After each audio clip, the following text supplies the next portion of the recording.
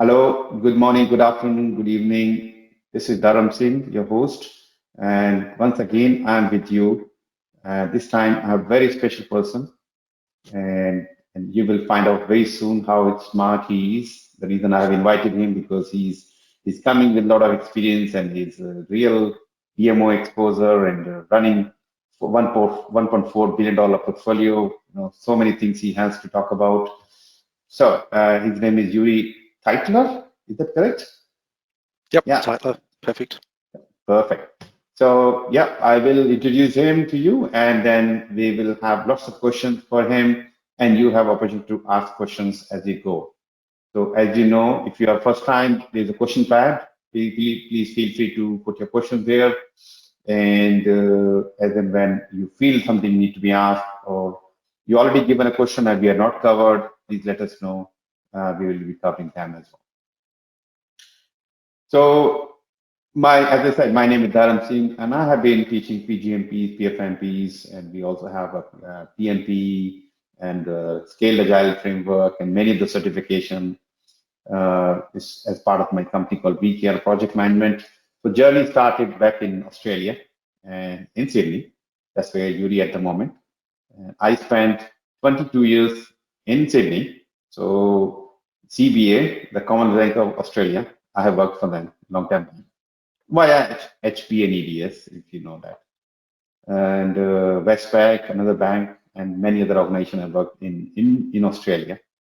And during that time, I realized that I can also assist people around the world to pass exams such as PgMP, PfMP, or other certification. So I take pick a turn on the right side, and I think it's right side. And I am very proud to say 78 PfMPs all passed with above target. So 100% above target, not just passing, above target. So people like Yuri has been helping me to maintain my record. So I know this is pressure when somebody going for the exam. Hey, I'm going to pass the exam, but I don't want to break Dharam's record. Yeah. So far I'm very fortunate. It's not about of course people like Yuri have to work really hard to get the result, but it's all about collaboration, collective working together to ensure that you are in the right direction and you get the expected result in the shortest time, which I have been doing successfully so far. Maybe I'm blessed at this stage, but let's see how long I can keep going and keep helping other people. 372 PGMPs from 48 countries. So it's around 11% of global numbers. Very happy with the results so far. Every year I'm getting around more than 50 PGMPs over the last 5 years or 7 years actually. Previously, I just started. But so far, it is going great, and the people trusting my program, and I'm able to contribute. Anyway, enough about me. So let me officially introduce Yuri. He has passed his PfMP exam on December 21st, 2021. And of course, he was very committed, dedicated. He was working really hard. COVID has put, I think there was some delay because of COVID, because the centers are not open. But yes, you were on track from the very beginning, and your discussion in the class were very informative and very exciting. Especially as a trainer, I get to learn from you, of course, for free. You pay me for me to learn from you as well. I think that's a good way of learning. It was good to put the theory into practice and vice versa. So exactly. So we'll talk about your journey, PfMP journey, a little later. If somebody is interested to learn about the PfMP and PfMP journey, please stay on, and I will ask about his, how he approached, why he did, and what he did to achieve the result at later time. But before that, I will have several questions which I have already prepared, and I will ask him. So Yuri is coming with 30 plus years of experience in IT sphere, especially coming from banking and your business system consulting, cybersecurity, team leadership. So currently you are heading a portfolio of CBA, Commonwealth Bank of Australia. I think it's the second largest bank with 1.4 Largest? Largest bank. All right. Okay. I thought it was Westpac. That's weird. Yeah. You probably buy a couple of banks and you become more bigger. Anyway, that's how it is. Yeah. So you had MBA from Macquarie Graduate School of Management, and you did a bachelor in FinTech Commerce from Australian National University. So this is brief, which I gathered from your LinkedIn profile, and please feel free to add more if you have something more to add. Sure. So thanks firstly for the opportunity. Delighted to be here and pleased to have the conversation and share a bit of my experience. So you mentioned, yes, I've grown up through the IT space, if you like. Did a Bachelor of Information Technology and Commerce at ANU, and so that kind of bridged already from day one the gap between business and technology, and so that was, I think, even the very first step to kind of have that bridge between delivery and ideas, because I could, talk to the customer and actually help deliver as well, and that was a good experience. And I grew up through the standard path that used to be that way, which was BAs and PMs and program managers and that type of stuff, and first got involved in the PMO back in '97 with a large, so I grew up through a small Australian company, but the first large international was a company called Sybase, which was later bought out by CA and a bit like Oracle, and that was probably the big first international that had a first PMO. And that's kind of where I had my first flavor at PMO, and been through the ranks since. And now, as you mentioned, at CBA, we have a large portfolio of a lot of tech work, annual Australian $1.4 billion spend. There's about 9,000 delivery people in the portfolio who deliver it. There's at any one time about 600 or so projects running at any one time. So it's reasonably large in that sense, and quite complex. Yeah. I know CBA since ever. I joined. I came to Australia in '98. My first account was opened in the CBA. I gave my account. I still have my account anyway. So it's a very good bank. I'm getting free advertisement to CBA. I don't think they need it. But yes. So thank you, Uri, for accepting my invite, and thank you all of you to come and join again and again. Listen to the specialists coming from the area, industry experience. So thank you. And part of this program, I will be offering you one PDU, and that will come to you little later in the later in the program. So please stay to have this PDU code. And people listening, at later time, watching the recording, please email me once you watch the video. Please email me, and I will help you with the PDU code. And remember, the PDU code is applicable from the day 1 year till end of the 1 year for the 1 year only. So if you're watching this video after 1 year, then the PDU code is already expired. Anyway, so today we're going to talk about changing PMO landscape, and as you know, it's a lot of things are happening within project program portfolio management, from moving from waterfall to agile and hybrid. So how PMO is helping or impacting or generating business or benefit to the organization so that's what we're going to learn today.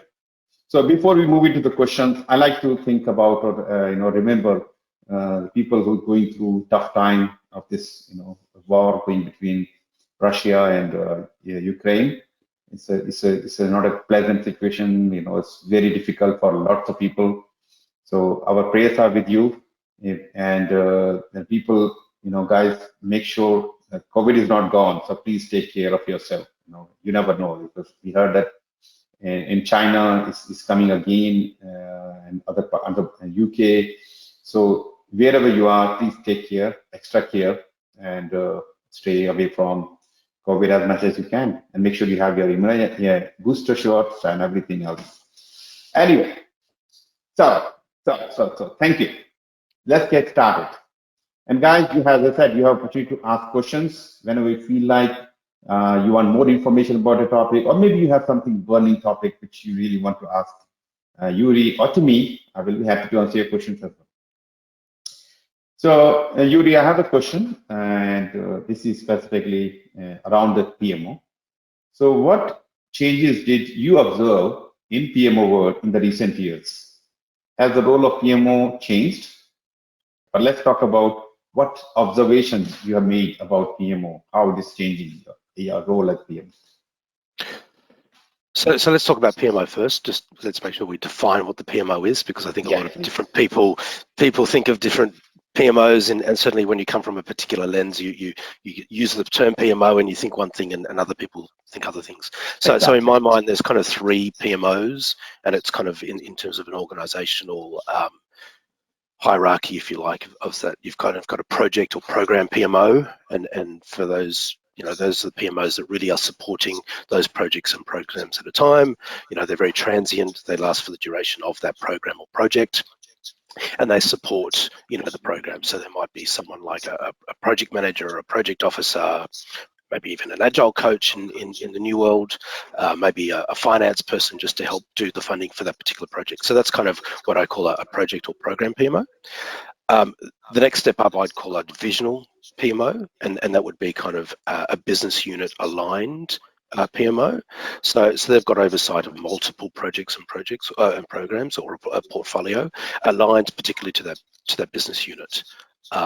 And they normally report through to the head of division, if you like. And then you've got the corporate or enterprise PMO, and often called epmo. And that really sits at the top of the organization, and has oversight and aggregates all of those divisional PMOs. I've been in all 3 of those at any one time. At the moment, I'm the head of the analytics of the bank's epmo. So let's kind of frame it up with that epmo lens for now, and we can go from there. What's going back to the question, what's changed? I think there's a couple of things. One is obviously all of the methodologies that have been introduced over the last little while have an influence on the PMOs, and if you kind of ignore them, you'd be nuts. Quite frankly, you'd be crazy, because people are going to use them, people are going to adopt them, and if a PMO hasn't taken ownership of it, then you get in trouble. PMO's responsibilities really are about building out frameworks. Certainly at the EPMO level, building out frameworks. They're about bridging the gap between between strategy and execution, and having oversight of the portfolio. So the first part of it, you need to adopt and adapt to those new methodologies, and introduce them into the organization, make sure they're consistent and so forth. So we talk about all those buzzwords that have been around recently: Scale Agile, Kanban boards, Scrum boards, Lean, Flow. All of those things are coming up, and they've been kind of they got launched back in 2000 or so with the manifesto, but really it's starting to have an influence in the organizations. At least we're starting to see it in the last 5 years or so. And certainly even within CPA, we saw it starting in pockets of divisions, and they kind of do it rogue by themselves. But now I can see half of our organization is moving to a Scale Agile way of working, which is quite phenomenal, but means it requires a lot of work from the PMOs to adapt and change and those type of things. With that said, I think there's still those fundamentals of what a PMO does, and they're really important too, right? I mean, it is really important to stick to, what are we going to execute on? How are we going to execute on it? Do we have the right resources to do it? Do we have the funding to do it? Do you have approval to do it? And those kind of basic things that a PMO should help facilitate all the way through. That really doesn't change the way you work. So, the changes impacted by the methodologies and tools. On the other hand, the basics, and we see it in the PMI frameworks and those type of things. They were written 30 years ago. There's still, I just did the certification, it's still applicable today as it was back then too, right? So a bit of both, right? Adapt to the surrounds, but stay true to the ethos of what a PMO should be doing. Exactly. And yes, Scale Agile and various new frameworks are coming up. As a PMO, you need to, of course, you need to see what's going around and what can you adapt within your organization, within your PMO to make the life better for the organization and for your teams. Yeah, and you need to think about it in terms of how it is, especially at an EPO point of view, we need to see the aggregate, right? We need to see the whole group. And so I'll give you a classic example, right? So we had some rogue divisions go off and do Kanban boards about 5-10 years ago. And those Kanban boards in those days was before digitalization. It was the old post-it notes, and I used to walk the floor, right? And there were these huge, 3 meter by 1 meter big boards, and there were lots of post-it notes, and I'd kind of walk around the floor and I'd say, well, where's your schedule? I don't know what you guys are doing. That's point to the board, and they'd say it's on the board, and they'd say it's better than project, right? Because we do it every day, we update it every day. Okay, great, but there were all these post-it notes on the floor. I'd say, what happened to these scope items on the floor? Are they just discarded, or are they, oh no, they've just fallen off? So recently we've introduced group-wide Kanban boards and introduced, standardized Jira boards. So we use Jira in the organization, and they're standardized across the group so that we can actually see across the group, if you're going to do Kanban boards, great, but this is the way you do it, and this is how we can aggregate, and this is how we can get a full view of the whole portfolio and not have to rely on post-it notes on the floor. So that's kind of the important way. Yeah. Good. Thanks for giving us insight and what's happening based on the new wave coming as agile or whatever you call it. Great. Thank you. So my follow-up question is, can a PMO be implemented in a small company that has limited resources, a small team of project manager only, perhaps 2 or 3? Yeah, I think so. And I think, down at the very basic level, a project manager wears kind of a PMO hat when if they've got no other infrastructure behind them. The project manager will dictate to the project, this is how I want to do things. This is how I want you to submit a status report. This is how I want you to do, your requirements, and this is how we're going to do traceability and all those type of things. So even at the smallest of levels, a project manager needs to kind of wear a PMO hat to get consistency even across their own project. It doesn't take much for, and one of my companies that I work for, there were 3 PMs. So we used to just sit around the table and go, okay, how are we going to do it so we're consistent? Because the last thing a project manager wants to do is reinvent the wheel. They just want to execute, right? I mean, that's the fundamental. And certainly when I was there, I didn't want to have to design a form. I just wanted to use a form, get on with it. If the form wasn't quite right, I might make a recommendation, let's change the form a little bit. But I don't want to sit there every project I start with and create a new form or create a new status report and all the rest of it. I just want to pick something off the shelf and run with it, because I don't care about frameworks, I care about its delivery. That as a PM, right? So even within the smallest of organizations with 2 or 3 PMs, let's just agree on one template, one person does it, get on with it. And it's not called a PMO, but it ends up being those fundamentals of creating a methodology and a framework and so forth. So at the smallest of levels, someone has to wear the hat. Someone has to be the first person. They can wear the PMO cap for that week, take it off, and wear the project manager execution cap thereafter. Yeah, actually, I did one setting the PMO that was for EDS when I was working for TBA. That was olden days. And this was a team of 10 project managers, whole program. So my responsibility was to create a PMO by looking at what EDS has at the time as a national level, and what is applicable to this particular program, and tailor them for this program, and then making sure that the project managers and the program managers are trained enough to use whatever is agreed structure, agreed templates, agreed plans. Yeah. All right. Anything else you'd like to add?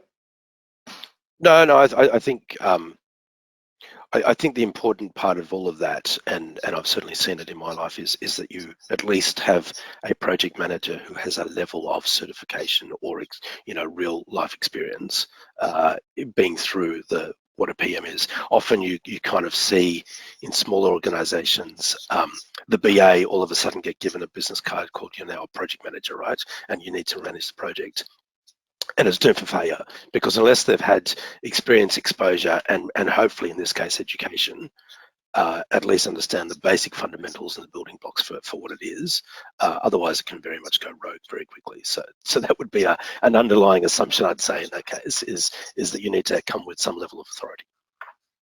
Yeah, and that, you know, that BA to PM sometimes okay, but I've seen people as a EA, executive assistant, and they are very good in managing things, organizing parties, and organizing this and that. Suddenly they are given, hey, can you do this project? Okay, and you know what I have to do is just coordinate things here. But if that's the assumption, that's not a project management. That's the start of a project management. Then you correctly mentioned, always look for standardizing and training and certifications. All kind of things can be useful. Yep.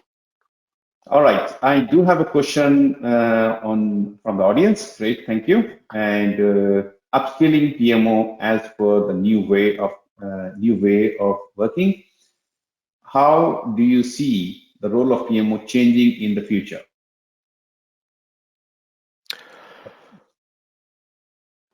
Oh, it's an interesting question, and we're seeing it just even in my own space, and I'll give you a really close to heart example.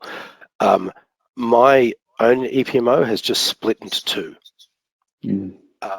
And we've split into two, so we've got an EPMO part which is all about the framework and the methodologies and things, which is, as I mentioned, is true to form, and that just needs to adapt and change as new methodologies come along.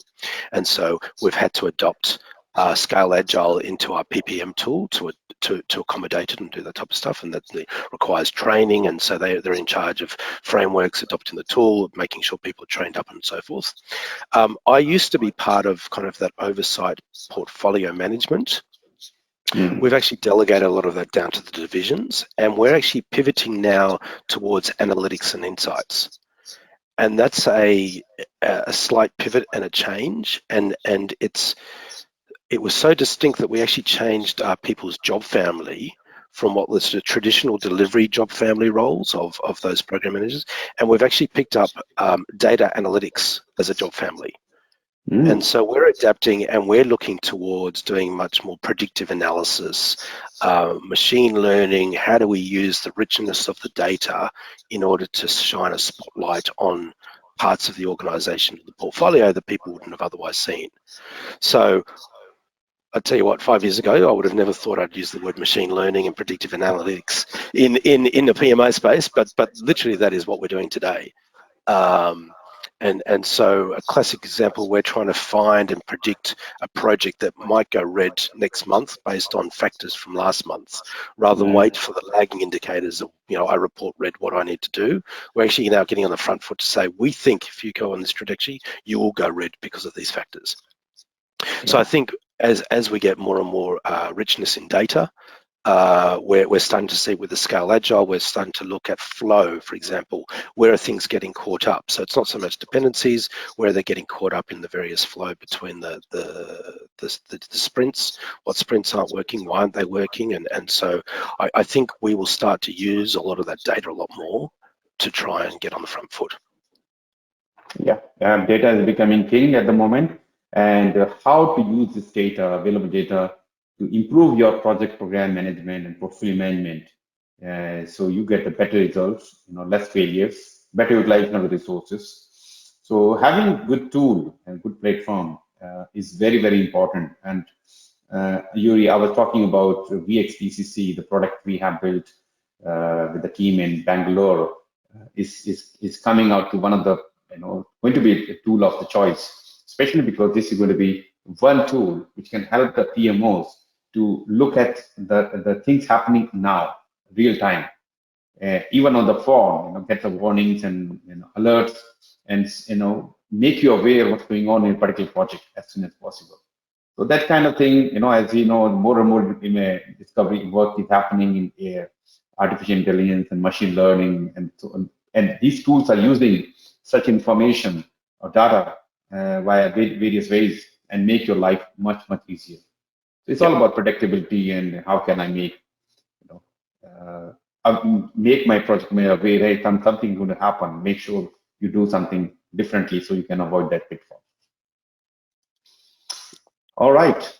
Thanks for the question. All right. Okay. And thank you, Uri, for your great explanation. All right. I have second question. What are the top qualities of a successful PMO leader? Top qualities of a successful PMO leader. Good looks, charisma. No, of course, yeah. Unfortunately, you can't buy those, right? So, probably top of the list is influencing skills. Yes. I think you can have, all the certifications you like. You can be above average. You can have all the academics and all the rest of it. But if you can't take that piece of paper and actually do something with it and influence someone to do it, you're going nowhere. So I think that's really important. What makes for a good influencer? That's probably a whole webinar in its own right. But I mean, there's a couple of attributes. I guess is one, making sure that you understand your audience, who you're trying to influence.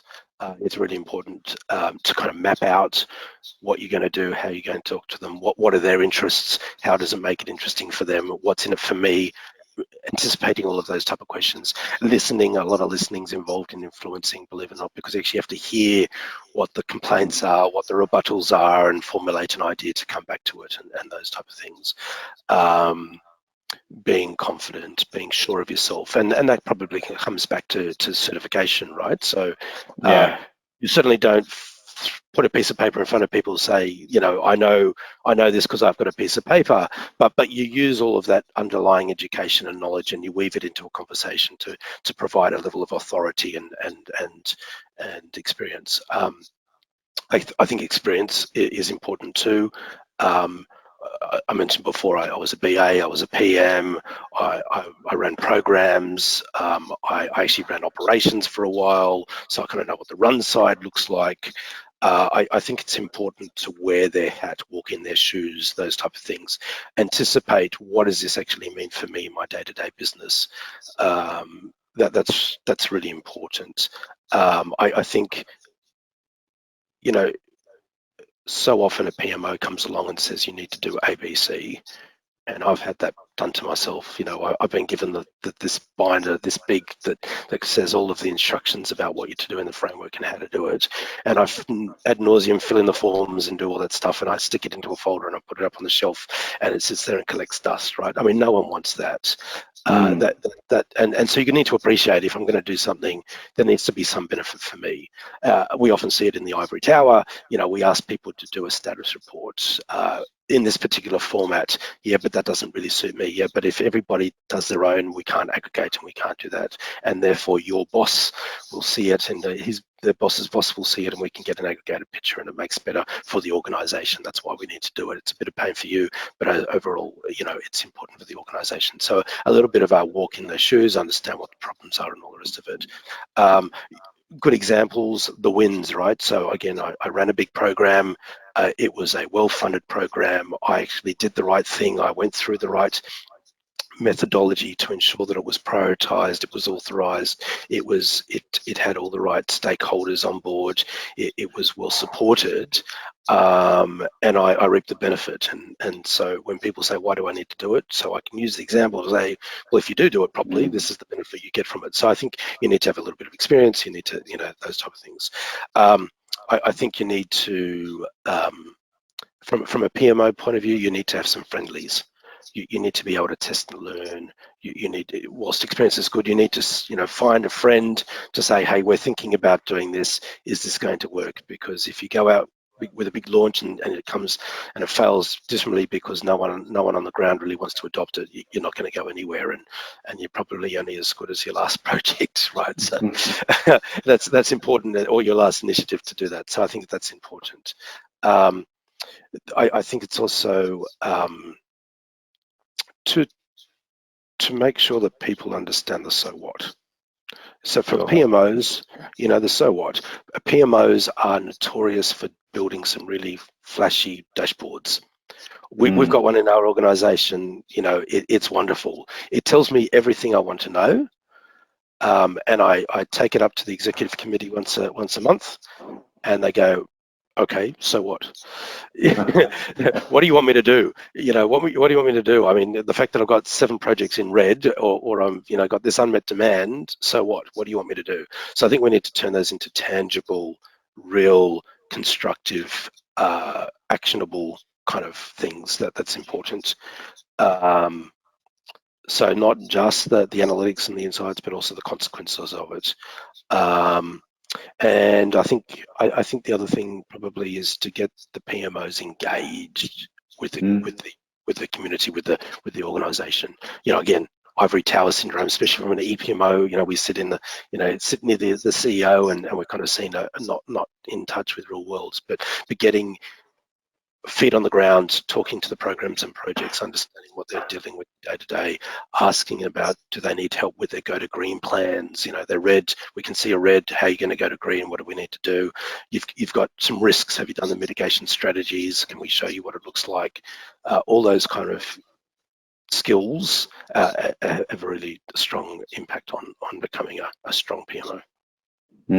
Yeah, and I like a few things you mentioned, like a stakeholder engagement, and you learn in PfMP and also PgMP. We talk about how to identify the stakeholders, how to analyze, understand their requirements, communication requirements, and we have a plan to engage with them. So that's one of the key skills, and of course part of the communication. Right communication is going out to the right person. If it is talking to C-level people, that you provide the information they're looking for. You can't provide a 10-page report. Yeah, and checking in, right? I mean, we talk about projects needing to do, in the agile world, they call them retros after each sprint, and in traditional, you call them PIRs and that type of stuff. Putting a mirror up to the PMO themselves, and going out to their stakeholders and saying, are you getting what you need? Does it make sense, and all the rest of it? What makes for a more interesting conversation? I can tell you, I've sat in plenty of executive committee meetings where we've provided a report and they kind of twiddle their thumbs and they go, but if I go up with a problem, nothing excites an executive more than trying to solve a problem, because it's engaging them. They're seeking it. They're being sorted for advice and all the rest of it. So these things are called steering committees and advisory boards. That you want them to steer and you want them to advise. So don't go up with a status report. Go up with a problem to say, I've got this problem and I need your help. Nothing gets the board more excited than getting around and saying, why don't you do this and this, and they're human. They want to have a problem to solve too. And by the way, when you go to them with the problem, you probably like to go with few solutions as well. So let them see, hey, option 1, option 2, option 3. And, absolutely. And the option 2 is the best. And then you tell them, hey, I think best option number 2, but can you see through from your lenses? And is it making sense? But they're probably going to give you the answer as option 2. But now they feel that ownership, they are owning that decision. And it would be terrible of me not to remind people to identify the risks of going path A or path B too, right? So you got options, but the consequences of going one path or the other need to be clearly articulated. That's really important, because I think that's often not done. Is you kind of provide a couple of options, but you don't say, you say why it's good, but you don't say why it's bad, or if you don't do this, what risk are you accepting by doing it that way? So that's really important too. And that's a very, very useful advice, because yes, if you go to them with a particular risk, and you have to come with a few options. Hey, if this happen, option number 1, option number 2 possible, and these are the consequence, pros and cons. Yep. They like to see that, and that's where you build the trust with them. That's right. Yeah, perfect. Good. Thank you. Anything else you'd like to add? No, I think. Yeah, perfect. I'm sure. Questions in the chat. Thank you. So my next question is, what value add is associated with bridging the strategy execution gap? Bridging the strategy execution gap. Strategy and execution. So I think it's a real thing, right? Strategy execution gap. Yeah. I think it's a real thing in probably in bigger organizations and smaller organizations. I think that's probably fair.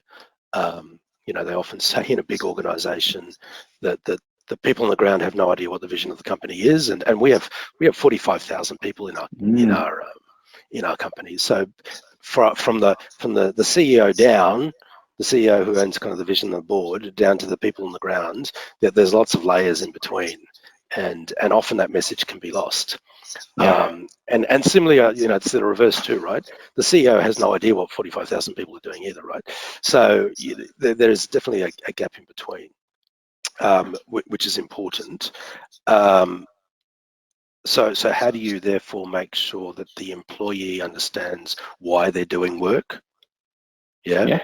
And that's probably the really the key crux to it.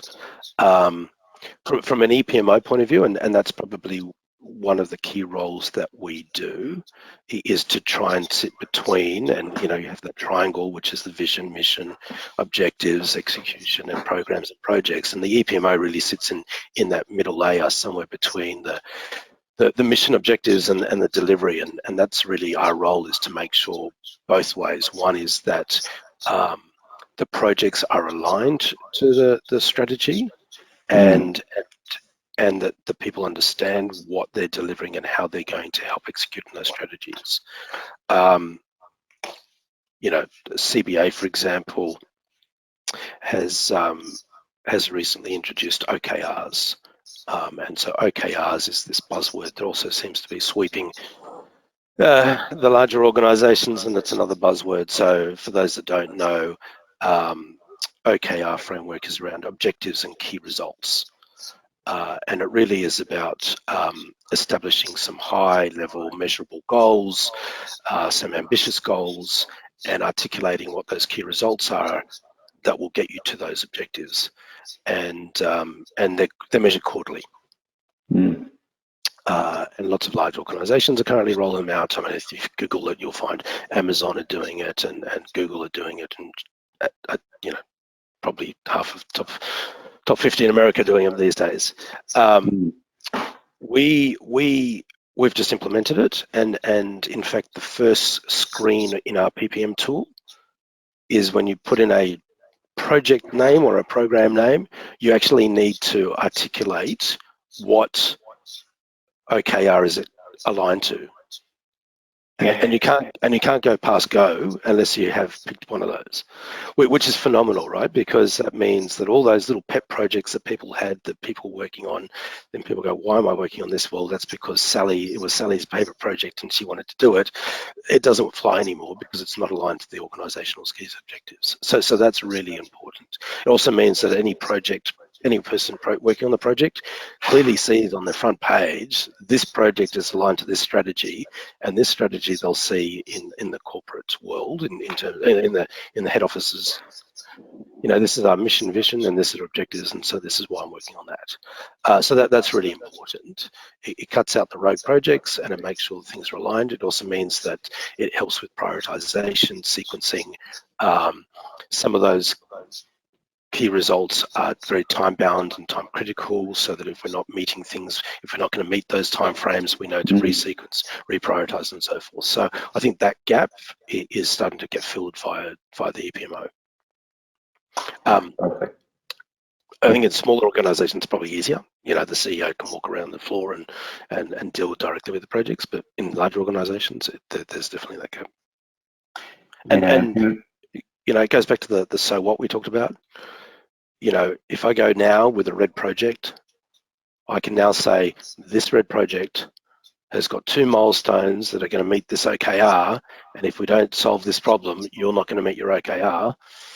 Let me tell you, that gets some very senior people very excited, because if they don't meet their OKRs, they don't get their bonuses, and all of a sudden it's interesting. So it helps articulate the conversation too. Exactly. It's good that you're showing the connection between the organization goals objective with the specific goals and objective or OKRs of a portfolio manager to program manager to project manager to individual person, the worker who's doing. If you can connect with that, so people can see, hey, by doing my job effectively, efficiently, I'm actually adding more value to the organization, and I'm helping to achieve the goals. Because, as you mentioned, 45,000 people in CBA, CBA's CEO has a particular vision. How are you going to filter down to the bottom level? so that they are connected with the vision and mission strategies, and they are actually putting their efforts to make the organization go into a particular direction. Yeah. I mean, I think everybody wants, I mean, everyone who works for a while, they want to have some purpose and all the rest of it. And ideally, if you're in that organization because you believe in the group's vision, then it comes back to the so what and what's in it for me. And the what's in it for me is I know I'm doing this job so that I can do that, and that's going to help, meet our objective. So yeah. Yeah, perfect. Yeah, so the strategy and execution, the two important areas. Yeah, you can have all kind of strategies or wish list, but if you don't have right approach, right team, right resources to execute the expected strategy, then it's all waste. So it's combination of resources, combination of processes, combination of right people is the way you're going to execute the strategy. Yep. Perfect. My next question for you is, what are the overlaps between project management and a PMO? Overlaps between project manager and PMO. Yeah. Yeah. So I think lots of people would probably ask what's the differences between them rather than what's the overlaps. I mean, we mentioned it before, right? So at the smallest of levels, I think some of the project managers kind of almost were a PMO had for their small programs and projects. I think we talked about some of those successful PMO leadership skills. I think there's an overlap between the leadership, the qualities of a PMO and a project manager. You need strong leadership, you need people management skills, you need to be able to communicate effectively, you need some influencing skills, you probably need some good negotiation skills. Conflict management program, problem solving, all of those kind of skills that are required to both run a project as well as run a portfolio. There's, I think at times we talked about the PMO kind of comes as a master servant, this is the methodology, you need to do it this way. It's important to have that feedback loop and get the PMs engaged. We have in our organization, we have a framework council, a delivery framework council, and that's kind of where we make changes to methodologies and all the rest of it. And half the membership on that council is actually practitioners and project managers. And so they're contributing to the PMO's framework and those type of things rather than just being distinct. So I think that's important. I think, you can be a project manager without a PMO. You certainly can't be a PMO without project managers. So they really need to be your best friend. So, yeah. Exactly. I mean, having some exposure to project management will make you better for PMO. Yeah. Perfect. All right. So people, I just shared the PDU code with you on the chat. So please take a note of that. The course identifier as well as PDU code. So take a note of that, and that will give you one PDU. All right. So as I mentioned, if you're watching the video later on, so please send an email to me. Make sure that you come to this point and you have listened to this. The idea of this PDU is not to just give you free PDU. It's more about for you to learn from these discussions and make you a better PMO, project manager, program manager. So this has been working and it's going great with having pool of knowledge with the people from all kind of experience are coming and sharing their experience, and hopefully this pool can stay there for many years to come, and people can keep learning from them. And maybe when we are not there, people can think about us. Anyway, so all right. So I have another question for you. And guys, if you have any question which you want to ask Uri or to myself, please do that. And I will be happy to take your question, or Uri can take your question. And soon we'll talk about the PfMP journey as well, if you are keen in doing PfMP. So you like to learn from what Uri did and why he did this way. But before that, I have one more question for you. Mm-hmm. How do we measure the performance or success of the PMO? And any factor or metrics? So how do we measure the performance of? How do we measure the success of a PMO? It's an interesting question. It's often a tricky one. It's also a bit philosophical as well.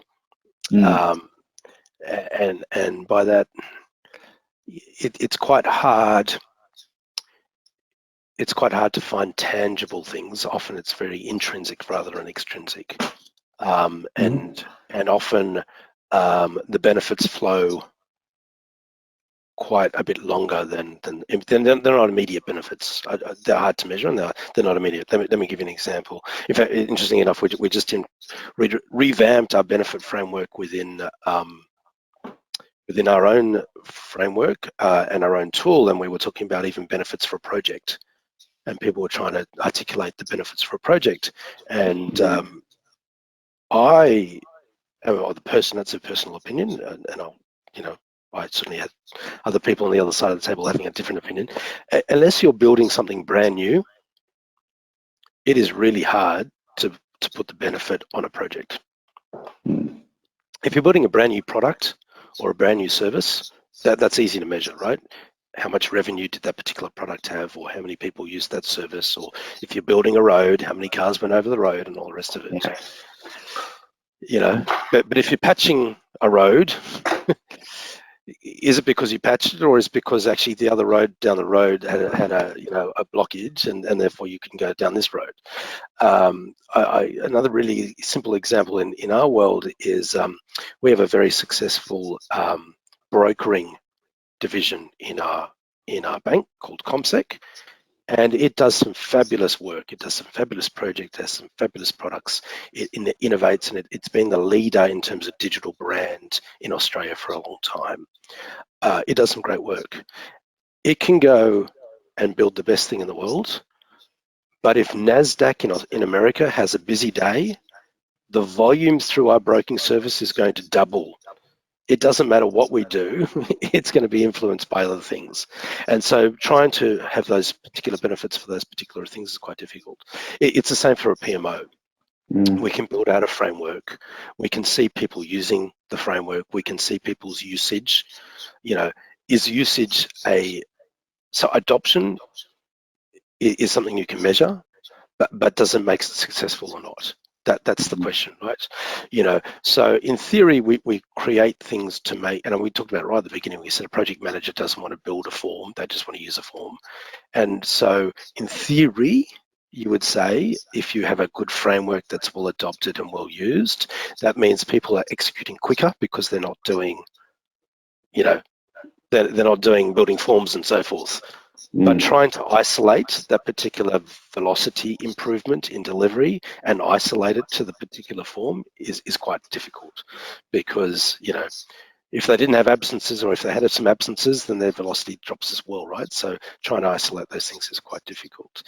So that's hard. On the other hand, you can talk about maturity. So how do you assess your PMO against a maturity?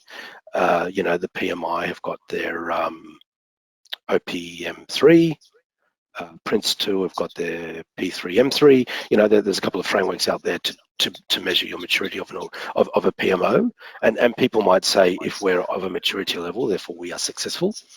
That's potentially a measure. I'm not quite sure it's the right measure, but it certainly shows that you're on the right path. Compliance is an interesting measure. So I'll give another example. Our own PMO introduced a new PPM tool, program management tool, across the whole organisation. So I mentioned before, we've got about 9,000 people who are in delivery. We've got about 600 in-flight projects. Every single project needs to be in the tool, and that's how we get our corporate view of the world. We had a tool, an old tool, which had been in existence for about 10 years. So well entrenched, well understood, and all the rest of it. And about 18 months ago, we replaced it with a new tool. So we, in the old tool, measured a compliance factor, which was people complying to standards and so forth. And we were at about 95, 97% month in, month out. Really high compliance, really good. We put the new tool in, and our compliance has now dropped to about 85. Wow. Oh, wow. So you go, oh, maybe that tool wasn't a good tool. and maybe we weren't successful in it all. And I'd argue, well, actually, we had 10 years to get to a compliance. People learned how to use the tool, use it properly, and all the rest of it. On the other hand, the new tool gives us a whole lot of new benefits that we never had.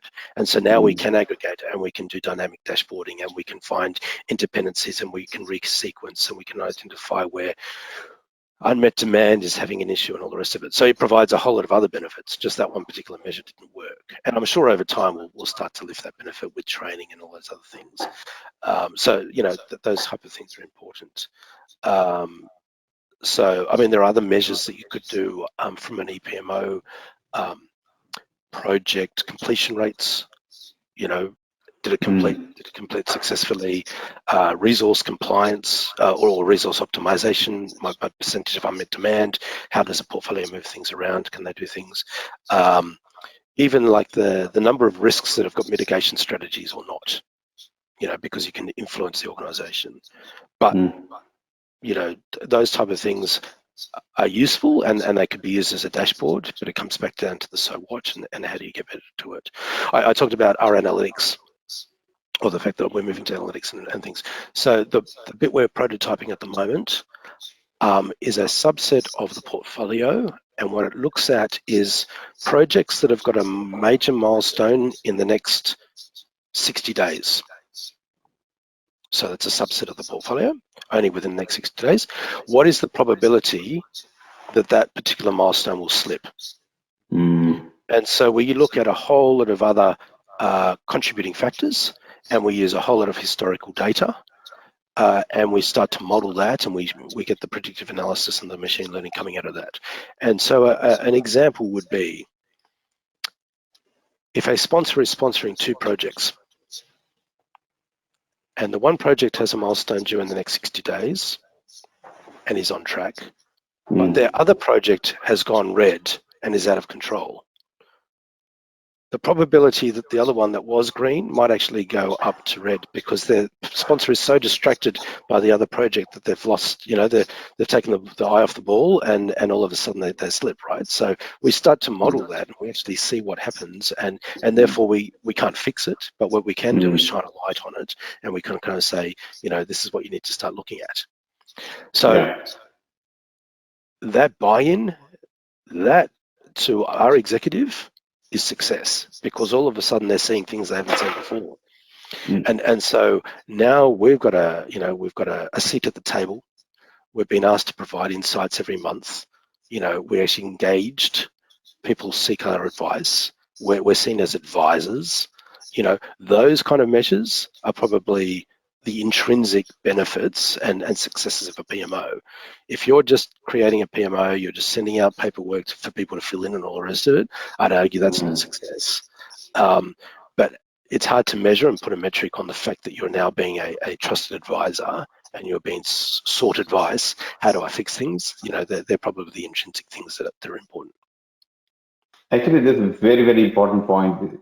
Instead of seeing you as just a bunch of group of people, just taking some notes and reporting this, that.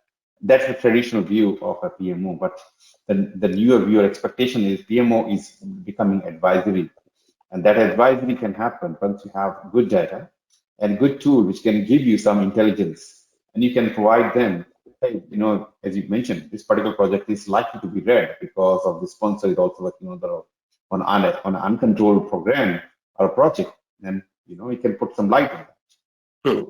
So that's the big thing for moving the PMO from traditional PMO, not the PMO. PMO is intelligence. PMO is making the organization move, putting grease into the wheels so that organization moving better and faster. That is the PMO, and that's the PMO role. Yeah, it needs to move away from the compliance mindset, which historically, are you doing the right thing, to how can we help you get the right outcome? Exactly. That's the mindset shift. Yeah, and as you rightly mentioned, having the right tool, right mindset will make you as a PMO becoming just doing paperwork compared to the advisory role. Yep. Perfect. Great. So thank you very much. And before we close, as I promised, I will, get to let people learn about your PfMP journey. and why you did PfMP and what you did, and and successfully completing above target results, helping me to maintain my PfMP. That was my primary objective, was to make sure that you maintained your ranking. I felt the pressure, just quietly. So my PMI journey, actually, I did the PMP. I can't even remember when it was. It must have been about 15, 20 years ago. Quite early in my my project management journey. I kind of started project management and then realized I wanted to be certified, at least to have that. In fact, probably similar time frame as my MBA. I'd kind of done management and I'd done disciplines in project management, and therefore wanted some certification.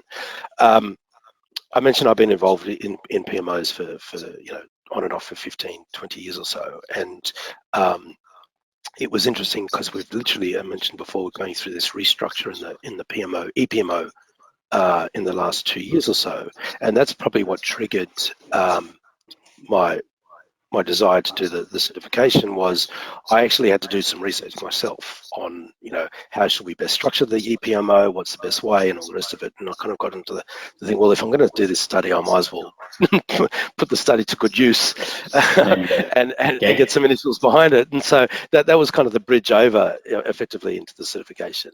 To be honest, I didn't even, at the time, I didn't even realize there was this certification at that portfolio level. I actually had to go looking for it a little bit. I'd been looking through some of the PMI journals, and it had popped up. I'd certainly known about the program certification, but portfolio I didn't realize. And the fact that there's only just over 1,000 of them worldwide is probably a telltale that PMI might need to do a bit more advertising as well. But so that was my journey in terms of how I went about it. When I saw all of the things that I had to do, I very quickly realized that I can't do a full-time job, look after 2 kids at home, and get certified all by myself. So, which is why I sought your services, which were fabulous. For someone who runs a busy lifestyle, it actually was quite useful just to have that regular weekly check-in and making sure that I was keeping up to date with studies and that type of stuff, because often you can just put it to a side and come back to it, and it drags on and on and on. And you mentioned I was, COVID, I think we were ready to go, and then COVID hit, and I couldn't actually even go into a testing center for about 8 months or so. So that was a little bit disappointing. So making sure that we maintained the momentum was challenging, but we kept that going, and I've certainly come out the better of it. And it's remarkable, where at the beginning we talked about having a little bit of knowledge and certification behind it. The amount of times that I pick up on the stuff that I got through the course and to weave it into my day-to-day job. I think it was nice when I did the study, I could apply a lot of the stuff that we do, and we had this conversation that, this is what we do. Is it the same term, or is it the same way of doing it? And we did, 80% of the stuff that's in the book, we do that day to day. But being able to pick up some of the other stuff and bring it back in, or reorientate people to the right framework and terminology was kind of useful. So yeah. Yeah, actually, one of my student, PfMP student, he's working for a chemical company in Canada. So in Noble Chemicals. So he was in my personal program. He said, Dharam, one of the what I'm doing along with my getting my PfMP is I'm going to save $35 million, $1 billion for my organization by learning from day to day or weekly discussion with you. And he was bringing some discussion, some problem, and I said, why are you talking about? Because I'm trying to save some $35 million for my company of this one. So the discussion, as part of the class, especially personal program where we can talk specific to your organization, what is specific, some examples, and that not only helping you to become a program PfMP or PgMP, but also help you to improve your day-to-day portfolio management or PMO.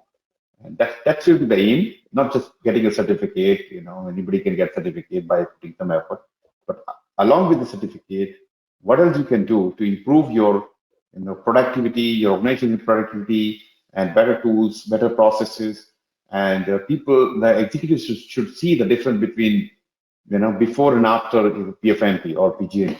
So that should be the goal you should have. And you correctly mentioned the way you approached. There was no plan, but you did it, and you keep boosting your confidence. I know there's long wait, really long wait. When I said, okay, now Uri, when I do the exam, then I have to restart everything.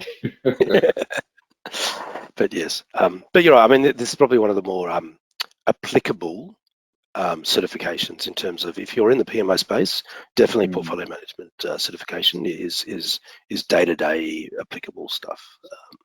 Yeah. And if anybody is thinking about doing PfMP or PgMP, feel free to book some time with me, even for your understanding the eligibility. Am I eligible for doing certificate or not? You take my program or not, doesn't matter.